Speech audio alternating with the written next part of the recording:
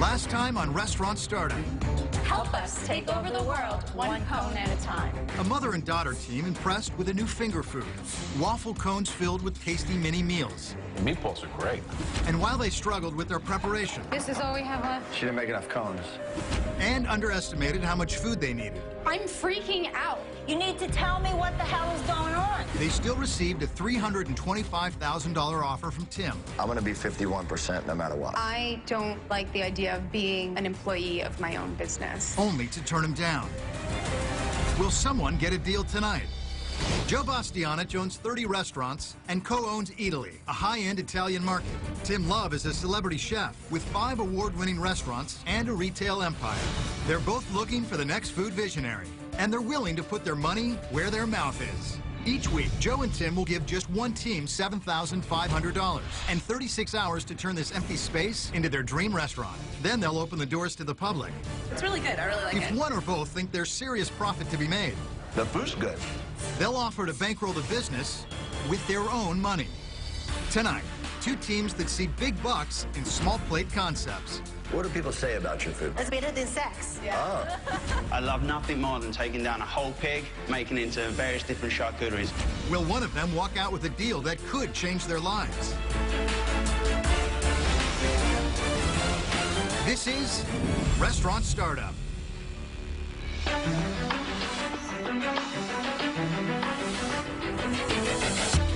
First up, Annie Chen and Cindy Pao, best friends who pair traditional Taiwanese dumplings with unusual fillings.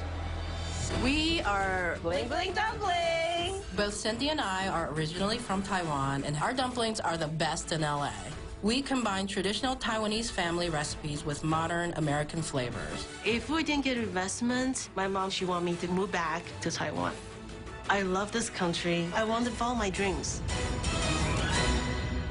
Hi, I am Annie. I'm Cindy. We are Bling Bling Dumplings. We are true foodies. We learn traditional Chinese cooking by our Taiwanese mother and grandmoms. This whole idea came about when we went to Taiwan to visit, and we realized in America there wasn't much that tastes like home. So we decided to start crafting our own dumplings. Inventing flavor like cheeseburger, chicken taco dumplings. Makes us very unique because of the traditional and then the new. We are selling our dumplings through different grocers in Los Angeles. And now we're ready for a flagship restaurant. In order to make our dream come true, we're asking for $300,000, exchange 20% of our business. So we have money, have a secure space and equipment to make Bling Bling a real thing. What do people say about your food? What's the word on the street? Better than sex. Yeah. And they would call like our dumplings like crack sauce. It's just that they cannot. Crack they just, sauce. Crack They're sauce? not just It's crack sauce. Sex in your mouth with crack sauce. Let's taste it. So tell us, what did you give us? We have the cheeseburger dumpling. Second one is the chicken taco dumpling. Chicken taco. Yeah. And the third one is? Is our vegan dumpling. All right, let me check this out. So our cheeseburger dumpling has mozzarella cheddar, caramelized onions, and we use all free-range meat. Texture of the meat's really good. Yeah. I feel like it could be a little bit more cheesy for a cheeseburger. Cheeseburger dumpling is a little bit dense. I think you have to figure out a way to lighten it up a little bit. So the next one is That's the chicken taco dumpling. chicken taco. This is one I was looking forward to. The chicken taco dumpling has green onions, cilantro, and there's jalapeno in there too. Yum. That one's really good. The chicken taco? Yeah. The jalapeno gives you a little bit on the back of the throat, which I love a Yeah. lot. I've never had chicken taco inside of a dumpling, which is pretty exciting. The sauce is delicious. Yeah, it's great sauce. You make your own sauce? Yeah. Yeah. That's Really delicious. good. What's yeah. in that? Everything. You don't have to tell me a secret recipe. you. Just give It's me a an secret idea. If I give you $300,000, Then that's different. Then you know the secret. I Yeah. give you $300,000, I'm gonna have all the recipes. And then the last one is Our vegan dumpling, which has 7 different types of vegetables. the vegetarian one. Tastes really good with the sauce. Yeah? I like the vegetarian one. I think it's very light, really good. Yeah. Let's talk about your logo. I think the graphics are pretty good. Yeah, I like it. It tells me exactly what you're selling. Food. What about the history of the company? What do the numbers look like? The first year, it was really low because we were both working full-time. It was like maybe 15 grand. What'd you do last year? Because we went full-time last year, we did 60 grand. Okay. So how much does a package cost? 15. We sell $15. 15. So how many dumplings are 8 there? in there? 10, okay. So $1.50 a piece? Yeah. What does it cost per dumpling to make? About 50 cents. That's pretty good. What was the revenue last year in the wholesale business for the dumplings? Wholesale was about half. How much? 30,000. 30,000 you grossed in wholesale. Right. All right, so break down how you're going to spend my $300,000. The front of the house will cost about 20 grand. The back of the house will be probably around 20 grand. And then all our equipment, that will cost about 100 grand. Signage, uniforms. I think 10,000. Plus the rent, which will run about 100 grand for the whole, I'm estimating for the whole year. And what size restaurant are you thinking? I'm thinking it's going to be between 4,000 to 6,000 square feet. Oh, pretty big. Okay, your numbers are a little bit all over the place, but your food is actually quite good. All right, ladies. Thank you very much. Thank you. Thank you. All right. Up next, Gavin and Jessica Mills, a husband and wife team that sell their own line of pâtés and gourmet potted meats. They hope to open a small cafe that also sells their products. Mills & Company is a charcuterie and provisions company. I'm a chef. I make pâtés, mousses, rillettes. Me and my wife have always wanted a business. We're ready to boom. My last job, it didn't really work out. This is my chance to reinvent myself as a chef. We just need the money to be able to go to the next level. Hello, my name is Gavin Mills. And I am Jessica Mills. We own Mills & Company. We are a local Los Angeles-based creator of artisanal classic charcuterie. We also do whole animal butchery. I love nothing more than taking down a whole pig, making it into various different charcuteries. Amazing feeling. He's an English chef. He was actually Michelin trained in London. I went to culinary school and started working in Michelin star restaurants in London. Are you cooking now? I consult on a restaurant in Agora Hills, and I work part-time at the bakery where I make this. After leaving his last job, Gavin decided he didn't want to work for anyone else anymore. So we started Mills & Company, and we have been extremely successful since day one. Right now, we're in farmers markets, and we need to take our business to the next level. We really want to create an artisanal charcuterie and cafe. We want people to come and be able to purchase our pâtés, our mousses and rillettes, but we also want people to be able to come and sit down. So it's a market cafe. Exactly. I know a little bit about that. I thought you Just a might. little bit. Yeah. We are here for $500,000 for 20% of our company. Can we taste some stuff? Yeah, Sure, absolutely. let's do it. We have our chicken liver mousse topped with our pickled spiced blueberry, like peanut butter and jelly, some say. That's very good. Thank you. Great texture, very smooth. We've converted a lot of liver haters into liver lovers. Yeah, exactly. And the blueberries are a great contrast for it, though. Very rich. It has a nice chicken liver flavor. It's really good. Now, what are you calling this? This is our duck pate, pork poached cherries, smoked duck breast, and pistachio nuts. It's properly done, but it doesn't really tantalize me and get me excited. It just feels like it doesn't have any salt. It's too Yeah. sweet. All right. Okay. What are you calling this? Pork rillette. Yeah. Yeah. A little bit of white wine, lots of pork fat. I taste the white wine especially. All three of the items have great texture. It's just a lovely dish, it really is. Thank you. So you're selling in farmers markets, and how much should be sold? Last year, in 4 months, we sold 15,000. This year, in 3 months, I believe we've sold about $12,000. But we're on track to sell over $60,000 this year. What is a jar like that wholesale for? I'm just curious. This is about $6. $6. What does that cost you? That cost me $2. $2 including the jar. Yeah. That's not bad. Yeah. What do you do? I do marketing and PR for a catering company here in Los Angeles. Okay. So I bring the sales, I bring the marketing. Who did your logo? Friend of ours. Friend of ours. I don't love it. The name has to say something that says food to me. I don't think that's good for a shop at all. It doesn't say come in here and have a glass of wine at all. How do you guys work together as a husband and wife team? It took us 10 years to work out our marriage. So, you know, working out our business. Well, you know how it is. Who's got the final word? When I have the hard meetings, who am I going to talk to, you or her? I figured that. Yeah. She wears the pants. Let's talk about numbers. You got some numbers together? Yeah. Let's see what you got. We're looking for a 3,000 square foot place. We want 500 front of the house. So very small, very compact. Have you priced that? About 14,000 a month. What do you think your sales are going to be? We are projecting 120,000 per month. That's based on 10,000 pounds of charcuterie per month. How many pounds? 10,000. We're butchering 6 pigs at 300 pounds a pig per week. Here's the thing. You're not valuing your own asset fully.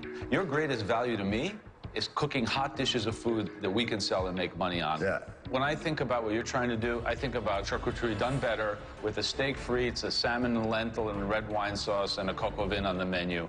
Real bistro style. And I think that is a formula that works. When I invest in something, I want to invest in the valuable assets, not in your dreams and your aspirations. Right. You need to open a restaurant first and make a name for yourself before you try to market your retail.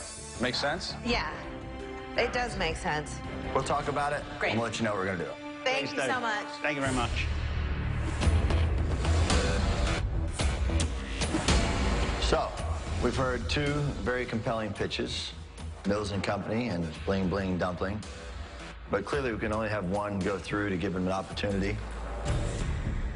For Bling Bling, it's very obvious that you're very passionate and that your life experiences within food is something that you bring to the table in a big way. I think the dumplings are really good.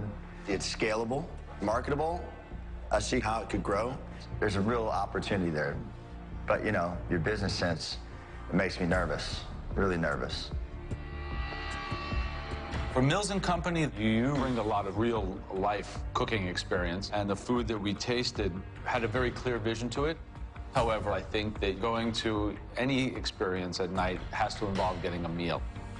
Is charcuterie with a couple of pickled vegetables what people would consider dinner? You're a cook. I'm a cook, too. But I have some indecision about your ability to run this. Anything that kind of involves, like, running the business, you seem to veer to her. And that worries me a little bit when I'm talking to you. Who are we going to launch here in LA? Is it going to be Bling Bling Dumplings, or is it going to be Mills & Company Charcuterie?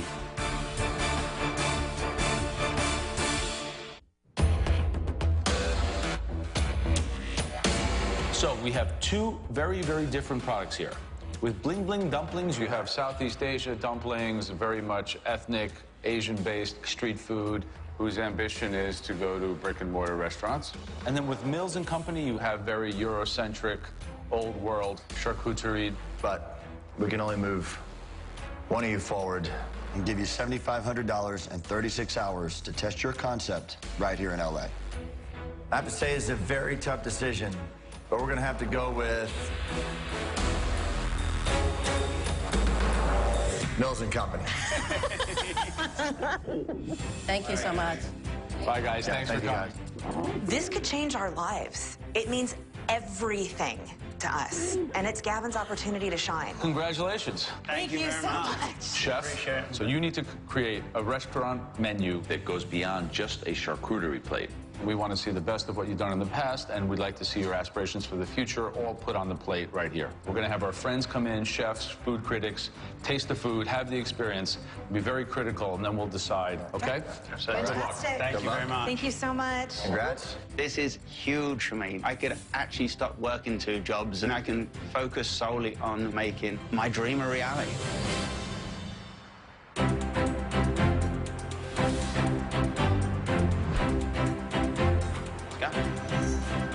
This is perfect. I cannot believe this. 10 years, baby. I know. 10 years, we get $500,000. This is Gavin's dream. We're gonna listen to Joe and Tim. We're gonna focus on the restaurant, expand the menu, and not worry about the retail at all. I am so excited. We're going to do a gastropub. Amazing food, rustic look. It's going to be incredible. This is perfect. Jess, Yeah. look at this. Just see all this stuff. They've got everything we need. So happy. Hello, Mills & Co. What's going on? Hi. Consultant Waylon Lucas works for Joe and Tim, a pastry chef and entrepreneur who's opened her own bakery. She'll help Gavin and Jessica prep for their restaurant launch. As you know, Joe and Tim have given you $7,500 and 36 hours to transform this space. Here is a ledger to account for your spending. It's good you're a penny pincher, so. It has to be. Yeah, right. They will be looking at 3 very important key things. Okay. Taste. Joe and Tim love the taste of your food. However, they want you to expand your menu because you need to serve more than just appetizers. Next, branding. Does your logo speak true to your concept, and can you create an inviting restaurant space? And lastly, growth potential. You need to have a solid business plan and show that your business can grow and make money. So I'm not going to waste any more of your time. Get to it. With much to do and little time, the Mills team decides to divide and conquer. Jessica will take care of the logo and signage, while Gavin heads over to a butcher shop. There you are. Nice. Look at a little beauty.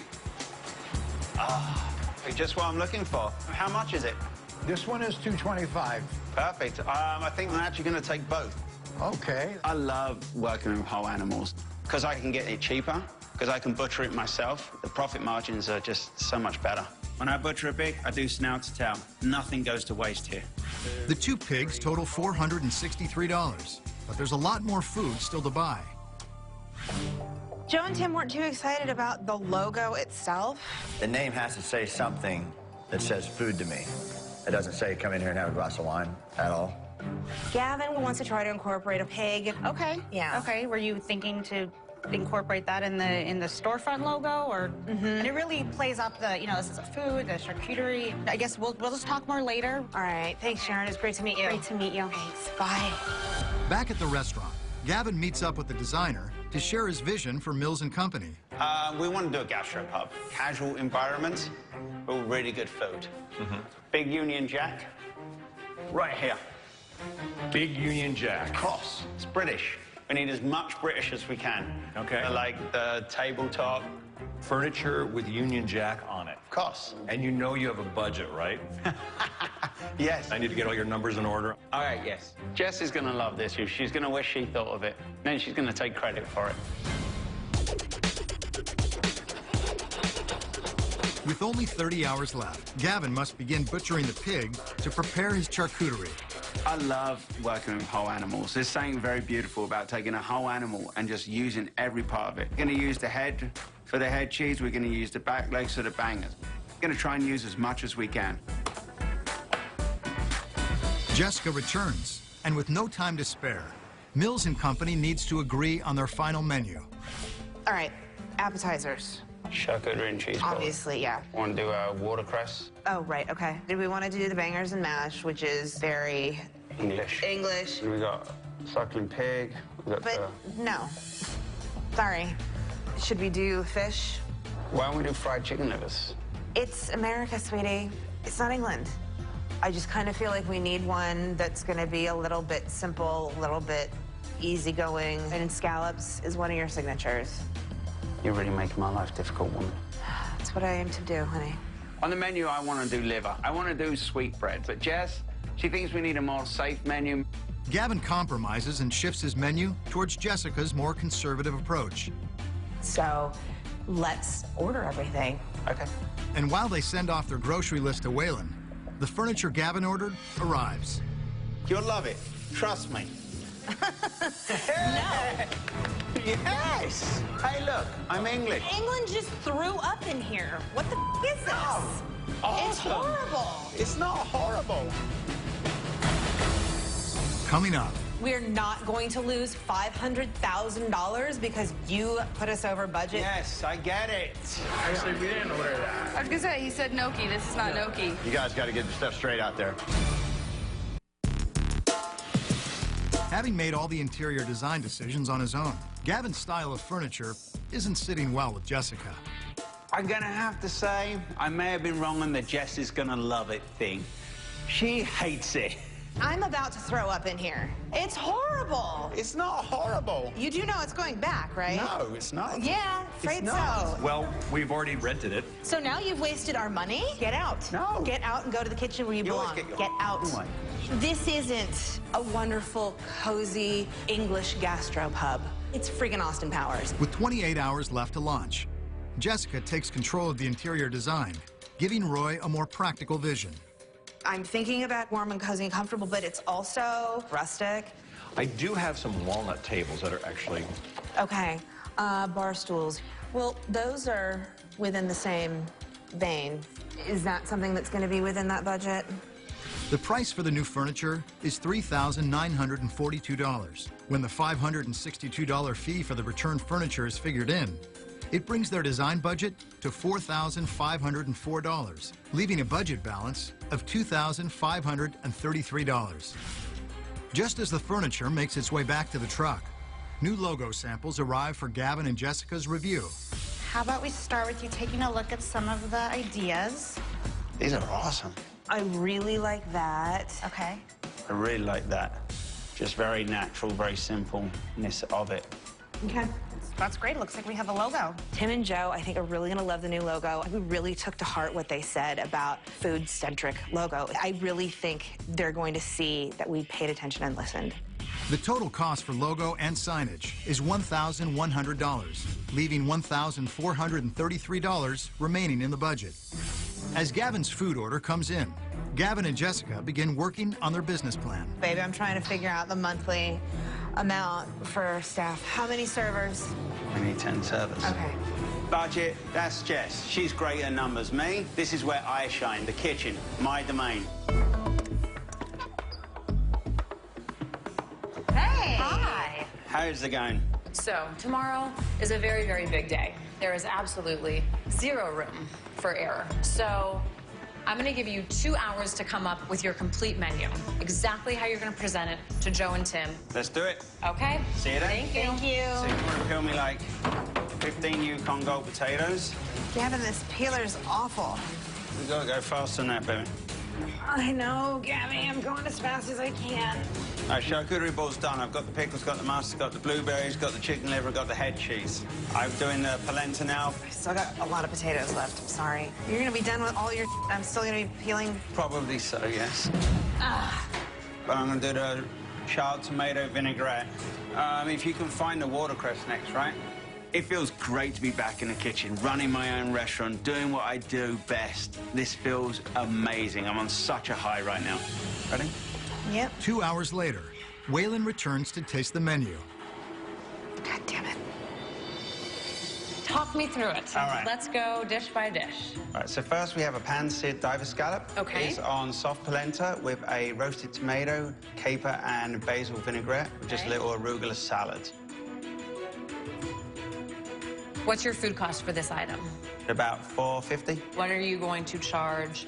$16. So that's like a 30% food cost. That seems a bit high, don't you think? We make it up in the bangers, which is a lot cheaper. So I try and balance out the menu. Then we have classic gastropub, bangers and mash. But we do the Robuchon potatoes, so they're super creamy, very buttery, very rich. What's your food cost? Probably about $2.53. And what are you charging this as an entree dish on your menu? We're going to charge that $19. That's a good profit margin. Yeah. Waylon was quizzing me on food cost. She wants to make sure that I know and understand numbers. It is imperative that Joe and Tim understand that I know how to run a good food cost. These are the backbones of every restaurant. Good food. Awesome. Very impressed on the flavor of the food and very impressed on how you two worked together. All right, I do have your food cost budget. Great. So everything that was on this list that you provided, we bought. Okay. And here is that total, including the 2 pigs you bought. Whoa! $2,151. The total food cost, including the pigs, is $2,151. Gavin and Jessica are now over budget by $255. If they want an investment from Joe and Tim, they better figure out how to manage a budget. As the restaurant begins to take shape, Jessica and Gavin try to resolve their budget issues. So first you had to buy your Austin Powers bull. $600. $600. And now you overbought? I don't want to run out. Do you want to look like a schmuck that runs out? We're over budget on our food because Gavin is trying to play it safe, but I really don't want this to come and bite us in the ass. We're not going to lose $500,000 because you put us over budget. For sake, it happens. I'm frustrated myself too. I have to rub it in. $500,000. Yes, I get it. I feel awful right now. I've jeopardized our one chance of getting investment. This could be really bad. Coming up. Jessica has no idea what she's doing in front of the house. Not impressed. I don't like it. How's the watercress? Overdressed. If you really want to show how overdressed it is, you take it and you do this. Told you, it's foul. With food costs putting them $255 over budget, Gavin and Jessica need to figure out how to cut expenses. I've got an idea. Got my phone? We've got to hustle. We've got to figure out some way to get under budget. I have a whole pig left. I've got a friend in town that does whole animal butchery. I'm going to try and sell this thing. Bruce, quick question for you. How do you fancy buying a whole pig from me? I have one for sale. I just got to get rid of it because I ordered too much. Okay, like $300. Is that cool? I've just sold the pig, and we're actually under budget. This is a huge relief. Selling the pig at $300 drops the food cost to $1,851, leaving them a positive balance of $45. It's launch day for Mills & Company. Their menu is set and the interior is taking shape. If they can impress the investors, Gavin and Jessica could realize their dream of owning a gastropub in LA. Surprise! Wow, that is amazing. You've actually managed to make it look classier than my furniture. Oh, wow. It really has a rustic feel. It has a pub feel. It looks just like a proper British gastropub. Jess did an awesome job, and she got my Union Jack in there. Awesome. This is probably one of the most important days of my life. I have so much work still to do. With the launch just hours away, the staff arrives to lend Jessica and Gavin a hand. Gavin and his cooks get started preparing for the dinner rush. We'll make the mash and the gnocchi first. Okay. When we got that going, I'll give you the rest of the jobs, okay? While Jessica assigns the front of the house. We've done the menu. We've done everything that Joe and Tim wanted. Hopefully it'll be enough that they're going to want to invest in our dream.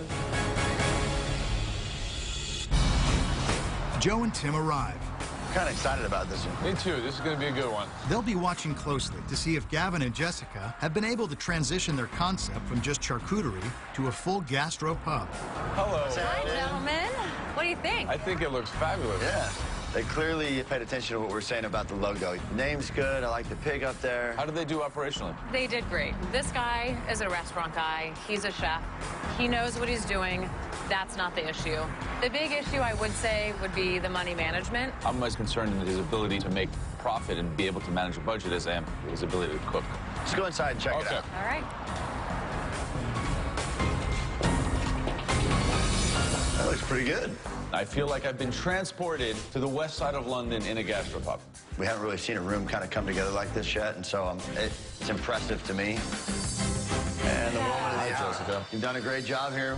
Thank you. We really like the look of it, really do. I think you kind of took our advice well. The place looks delicious, you know? I think that the rebranding of the logo is really good. I think that it's kind of consistent messaging throughout, from the packaging to the storefront. So in my mind, I walk in here, I know what the food's going to be. I know what my experience is going to be. I'm looking for a pint of hand-drawn ale and bangers and mash. So I'm already like thinking that that's already in my brain. So. Well, let's go take a look in the kitchen. All right. See what Gavin's up to. Cool. Oh, hello. What's happening? What's happening? Living the dream. Yeah? What is this? It's our charcuterie and cheese board. That's the one on the menu. Yeah, that's the And it's one going on to the come menu. out like this. Yeah. So let's walk through the rest of the menu, Ro. Just talk me through it. Okay, then we've got the watercress salad. In England, we use a lot of watercress. We mixed it with some wild arugula. So we're doing a quick seared scallop, polenta, gnocchi, potato gnocchi.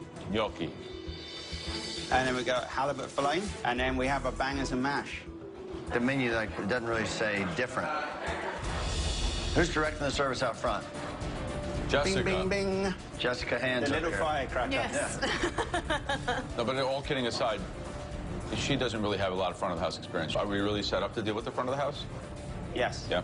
We're excited to see it, man. Me too. Good luck Excited. today. You're gonna need it.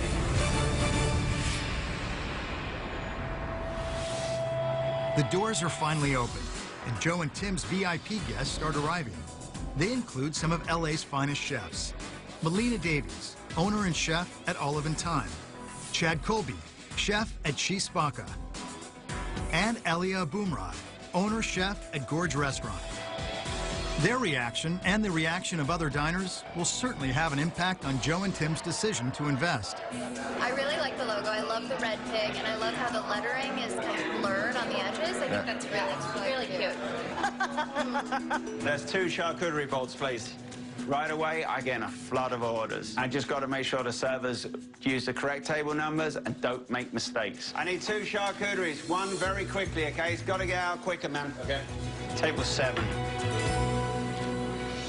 Gavin and Jessica have never run their own restaurant, so it's crucial the launch runs smoothly to prove to Joe and Tim they're worth an investment. They need to have plates. How do they expect people to eat that? You're sending out these boards with no plates. Like they don't have anything to eat on. You should have, anytime you send out a share item, you tell the waiters to drop it. Yeah. So whenever they send out a share item like this, they should always drop 2 plates, or else they have nothing to eat it off of. I don't have a table 8. Jessica, so making sure you have people coming in. Do you have like an estimated time? Yeah. We've already been waiting for a really long time. I'll see what I can do. Okay. Let me check. All right, scallops? Actually, we didn't order that. I was gonna say, he said gnocchi. This is not gnocchi. Yeah, all right. I'll be right back. I feel like back here seems very simple and in control. Out there, I feel like we're a little lacking. Jess, you know, it's her first time. I think she's doing a great job. I think Jess is just stressed out. I mean, she's never done this before. How are we doing with getting stuff out? You told to come and harass me right now? No, it's just that we got to start turning these tables. Okay. Jessica, we're running food to the wrong tables, which is screwing up some of this timing. You guys got to get the stuff straight out there. Coming up. Where the hell did it go? Well, it's cold now. Okay. You left it out there. I'm sorry, Gab. They're going to hate that. Restaurants without opinions are called diners, and we don't invest in diners. If you think you have the next hot food concept, apply now for Restaurant Startup. Visit restaurantstartupcasting.com. Mills & Company is filled with customers, but Jessica's lack of experience has led to chaos with the orders. Jessica, like 4 tables have been fired to the wrong table. What's going on? Why is this happening? I took food out. Yeah, that's what I did. What I'm going to do now is I'm going to go through my tickets and cross off what I've already gotten, so I know exactly where my food is. Yeah. Okay. So it's like, so I know what's we're going good now? Yes. We are having a couple of hiccups with deliveries to wrong tables. We discussed the game plan to try to fix it. We've put it into play, and I think this is going to remedy the situation. Jessica, as nice as she is, has no idea what she's doing in front of the house, and quite frankly, I don't think she's even that trainable. Yeah, I think she's more of a cheerleader than she is an operator. Totally. All right, 2 scallops up. As Jessica regroups, Joe and Tim tour the tables to get the pulse of the guests. Hey, guys. So, that's his charcuterie board. What do you think? I think the test is excellent. And the chicken liver mousse, did you try that? I loved it. You loved it? Loved it. Super. I mean, it's exceptional. It's absolutely delicious. And I like the fact that it's in the little jar. Is it kind of a fusion place of like the bangers, and then you have the gnocchi, and then there's the charcuterie? I mean, delicious all on their own, but how does it all come together? Having heard the customers' opinions about the menu, the investors now want to try the food. Well, why don't we start off with the charcuterie and cheese board? Yeah. Sounds good. And then I'll give you a minute to take a look at the rest of the menu. And I like cheese too. Yeah, it was good. Yeah, it was really good. That's for the boys. Ordering. How's it going? Good. How you doing? I'm hanging in there. What was your experience like running the front of the house? It's hectic. Did we see the best of your talents today? Or would you have been better off to bring in someone who really knows how to run the front of the house? That's a great question. I don't have an answer for you. Okay. It's tremendous pressure. What if it doesn't work out because of me? This is Tim and Joe, yeah? Well, that initial didn't go very well. Why? They want to know why we didn't get a real GM to run the front. You never worked front of house. Yeah. You're doing a great job. Don't worry. I'm on your side. Okay, here we are. Great. Looks super. It's much better than the pitch. This is tremendous. The texture's right, the fat hits the palate right. I mean, that's probably one of the best testas I've ever had. That's very good. Scallop watercress. Scallops? I think that's me. And watercress. Thank you. Yeah. My egg's a little overcooked. Is it? How's yours? For him to put a scallop appetizer on the menu is just like, why? Why? Who cares about scallops? This is an amateur show appetizer. Not impressed, I don't like it. I guess Mr. Wonderful ain't wonderful all the time, right? How's the watercress? Overdressed, but... If you really want to show how overdressed it is, you think you're going to do this. Told you.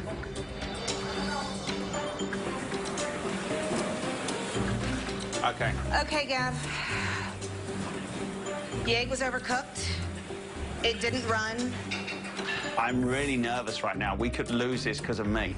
Here is fish and chips. The batter's nice, right? Tartar sauce is great. Problem is, he's authentic.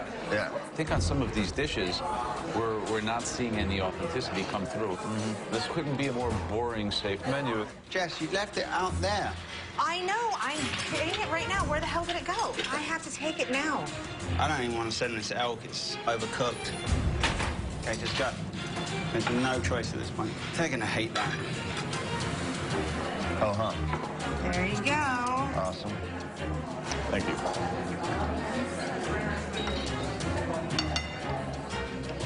There's not any texture on the plate. A bunch of highs and a bunch of lows. He wrote a menu that he thought would be kind of like what people wanted to eat in L.A., and that's not what I was looking for. We're looking for his food. Yep, like more authentic. Yeah. But just leaves me more perplexed than ever to what to do with this guy. Quite frankly, I thought it would have been better. Yeah. After a stressful launch, the restaurant is finally clear. It's now time for decisions from Joe and Tim. Hey, guys. Talk me through how you felt like it went today. There was a few mistakes with table numbers and misfirings and things. Quite frankly, I thought you fell on your face today. And we wanted to see the charcuterie throughout. And I feel like that really doesn't get reflected in this exact style of menu. The menu and your food was not very opinionated. You maybe created a menu of what you thought people would want to eat instead of creating a menu that was something very personal and reflected you. I mean, your greatest asset that you have, whether you realize it or not, is you and your authenticity. We feel like the menu's a bit scared. Right. It feels like you're cooking scared. Yeah.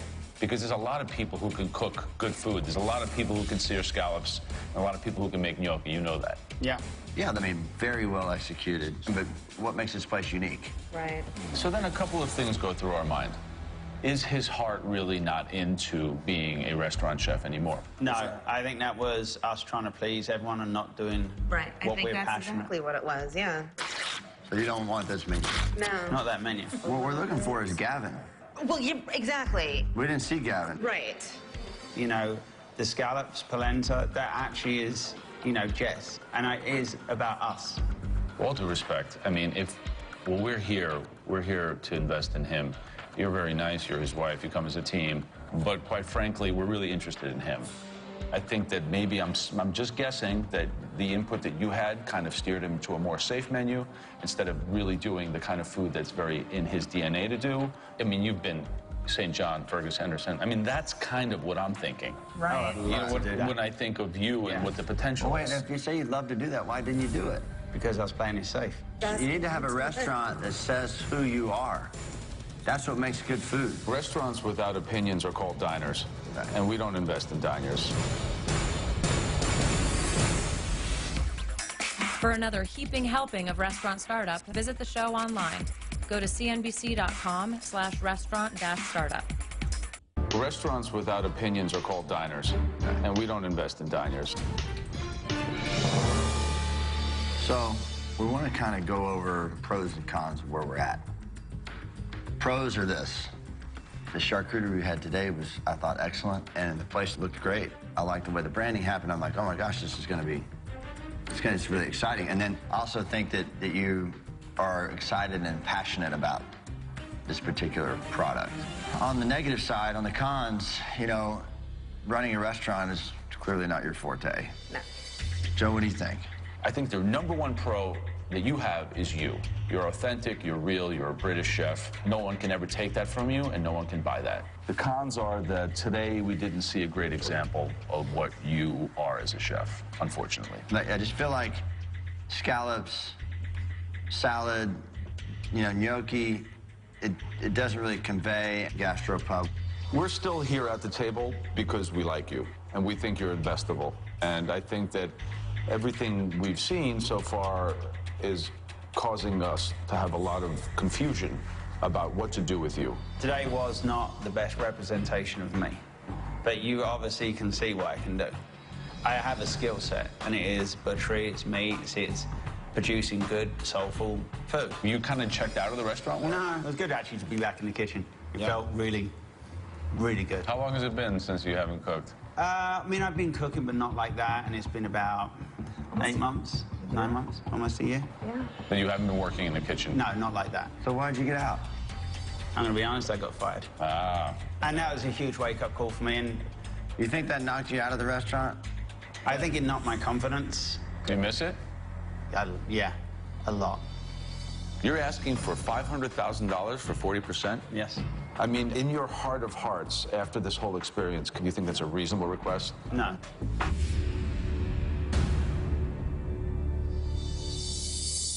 We'd like to give you a chance, a second chance. My proposal would be is to find a space in one of these off neighborhoods and find an existing off space that's got a kitchen in it. How much money you got, Tim, to give him a chance? I mean, I'm willing to give a $50,000 chance. Okay, I got 52. That's 100 grand. This, I think, for us, is $100,000, but it's also a chance of redemption. Chance for you to do what you know you're good at. So I think that if we give you 100 grand, we want to have first money out of any profit. You pay yourself a market salary. We'll see about her. And you pay us back 100% of the money with a market pref on it. 8% pref and then on we it. split the equity, what, 50-50? After we get paid back our money, maybe a little bit, maybe 60-40. How much we want to own? Yeah, 60-40, and then after a couple of years, give them a buyout to 50-50. You don't have to take this deal. This is just the deal that we can offer you. You guys may say, you know what? We're going to walk on down the road and try and figure out something else. So what do you think?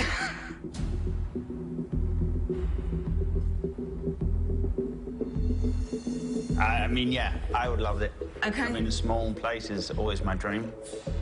To start and get a name out there. And Yeah. I love it. All right. Ready? Yeah? Yeah. So we've got a deal. Congratulations. Thank you. Our dream is finally coming true. I get to be a restaurateur. I've dreamt about this since I was 15 years old. Cheers. Cheers. Cheers. Me and Jess have been together 10 years. We've thought about this for 10 years, and it's here. We've got it. This is unreal. All right, I like I'm excited to go to this place now. I'm already excited to come and eat there. CNBC Tuesday night is deal night. Let's get serious here. Why is it worth $1 million? What if I offered you $1.25 million? Shark Tank coming up next. This isn't the Rose Garden. It's the Shark Tank. Only on CNBC. Get cooking and be a part of the conversation on Twitter. #RestaurantStartup.